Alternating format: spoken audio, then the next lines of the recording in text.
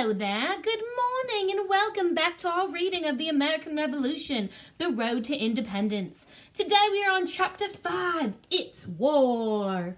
As we read today, we're going to be asking the question, at the beginning of the war between the British and the colonists, who seemed most likely to win the war and why? So as we are reading, we are going to see if we can answer that question. Here we go. At the beginning of the war, the British were confident that they could defeat the colonists. The Continental Army, at least, at first, was not exactly a force to be reckoned with. It was made up of farmers and shopkeepers. These soldiers knew how to shoot, but they did not know how to march or fight in formation. They had almost no cannons and very few fighting ships. On the other hand, the British Army and Navy were among the largest and best trained in the world. The British had more soldiers, more cannons, and more ships, and they had much more experience. Besides that, the British had a plan that they thought would help them win the war: divide the colonies in half and fight them on two fronts. Crossing the Delaware. Having retreated from Boston, the British turned their attention to New York City. They recognized the strategic importance of this port city. If their plan to gain control was to succeed, they needed to capture it. However, George Washington was equally aware of the importance of having control of New York City. He marched his troops there to confront the British Army. In the summer of 1776, the British and Continental armies engaged in a battle on Long Island and Manhattan Island. George Washington and his men failed to keep New York City out of British hands. By November 1776, having lost New York City, George Washington retreated along the Hudson River and then into New Jersey.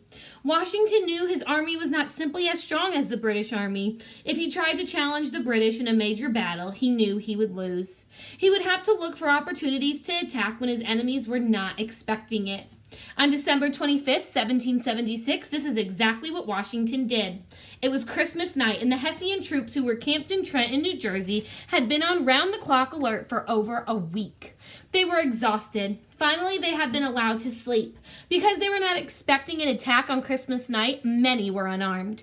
Washington crossed the Delaware from Pennsylvania and took the Hessians completely by surprise. More than 1,000 of them were forced to surrender in the sneak attack. The victory at Trenton was extremely good for the morale of Washington's troops, but it was followed by a string of defeats. Washington and his men were defeated at the Battle of Brandywine in September 1777 and again at the Battle of Germantown in October. At Germantown, some of the soldiers in the Continental Army became confused and fired on their own troops. Because of these defeats, the British were able to capture Philadelphia. The Continental Congress was forced to break up and relocate to another city. Farther north, a British army marched down from Canada, recaptured Fort Ticonderoga, and began to close in on the Continental Army fighting in this area. The Continental Army was in trouble. It was time to retreat and regroup, but the British were right behind them. Outsmarting the enemy. The Continental Army also needed a plan. Fortunately, a man named, what an odd name, how hard to pronounce, Tadeusz had one. He was a Polish engineer who had joined the colonists in their fight for independence. He shared certain strategies that the Continental Army might use to slow down the British Army. At his suggestion, the Continental soldiers cut down trees and let them fall across roads as they retreated. They destroyed bridges and they built dams so rivers would overflow onto the roads. These tactics gave the soldiers time to set up defenses near Saratoga, New York.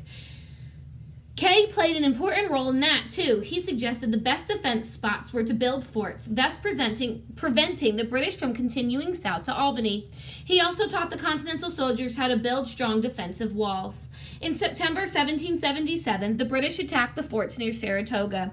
Despite repeated efforts, they were not able to break through the Continental Army's defenses. On October 17th, the British generals surrendered. More than 6,000 British soldiers handed over their weapons. The Battle of Saratoga was the first big victory for the Continental Army. In December 1777, Washington and his tired men limped into Pennsylvania town of Valley Forge. Washington had decided that his army would spend the winter there. In those days, armies scaled back fighting during the winter. That winter, Washington's army had to face another enemy, Mother Nature. Mother Nature was not kind to the Continental Army during the winter of 1777 to 1778. It was a bitterly cold winter and the soldiers were not prepared for it. Most of them did not have winter coats. Many did not even have shoes. Their injured feet left bloody footprints in the snow. During December and January, the soldiers cut down trees and used them to build log cabins. These cabins provided some shelter from the cold, but they were cramped and crowded and damp. There were other problems too. The soldiers did not have enough to eat. They had to survive for many weeks on fire cake, a tasteless mixture of flour and water baked over a fire.